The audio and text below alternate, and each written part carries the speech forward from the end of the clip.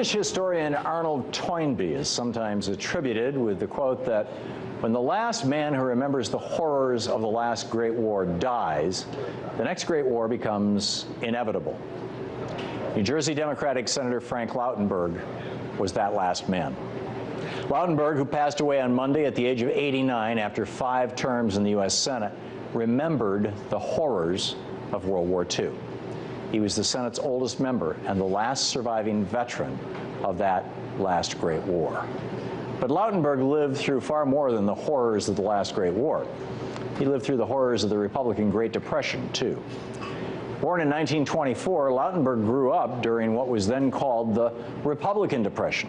He witnessed horrible poverty and extreme need and knew about the thousands of people who died from starvation, all the result of low-tax, deregulation decades of Republican policies in the 1920s, when wealth inequality hit levels never before seen in America.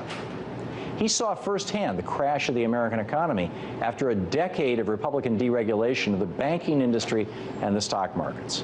He saw 12-year-olds working at everything from factory labor to prostitution, all with the implied or full blessing of the Supreme Court and 3 consecutive Republican administrations.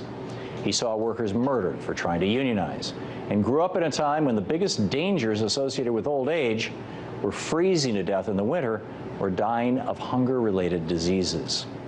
Witnessing these horrors, Lautenberg became a champion of the people. He believed in investing in our nation's infrastructure and working for the economic and social well-being of all Americans, not just the select few. Lautenberg had an undying commitment to social liberalism. While Lautenberg's individual death doesn't signal some major and sudden change in our policies, it's emblematic of our collective loss of memory of what really happened in the 1920s. Just ask Fox so-called News' John Stossel. On the May 30th edition of Fox and Friends, Stossel made the mind-boggling claim that no one starved during the Great Depression. When people are needy, you want them help. But think about the Depression. That was before there was any welfare state at all. How many people starved? No one. Right. Good point. Stossel, of course, was wrong. Thousands died from hunger nationwide. More thousands died from unsafe food and unsafe working conditions. And workers had so little power that they were functionally the property of their employers. At no other time in U.S. history was the working class so under assault as in the decade of failed Republican policies that created that Republican Great Depression. And now, as the last of the people of Senator Lautenberg's generation die off, what is dying with them is the memory of the horrors of that time.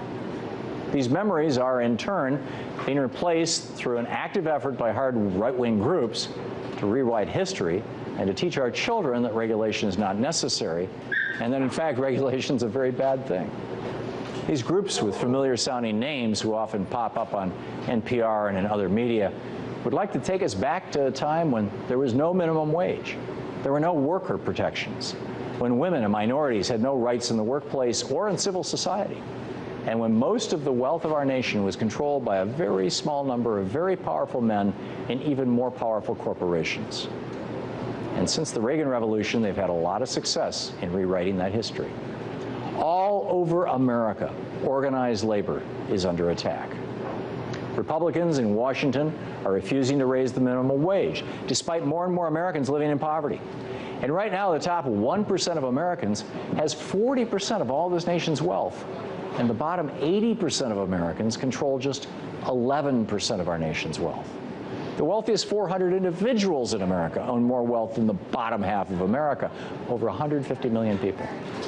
And all of the gains in income since Reagan have gone to the very top, while the middle class and the working poor have been wiped out. These huge levels of inequality in America are thanks to years of Reaganomics and Bushonomics policies that are quite similar to the failed Republican policies of the 1920s that brought on the great crash in 1929. If we stay on our current path, the unprecedented level of wealth inequality that was seen in the 1920s will be nothing compared to that of today. Senator Frank Lautenberg tried repeatedly to warn us of repeating the mistakes of his parents' generation. But we don't seem to be listening particularly well.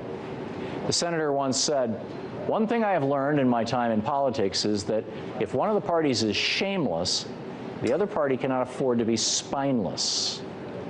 It's time for Democrats and the rest of us to grow a spine and stop the takeover of our democracy and our society by the wealthy elite. If we don't remember the lessons of the past that Frank Lautenberg literally lived through, get ready for a very rough economic ride over the next few years.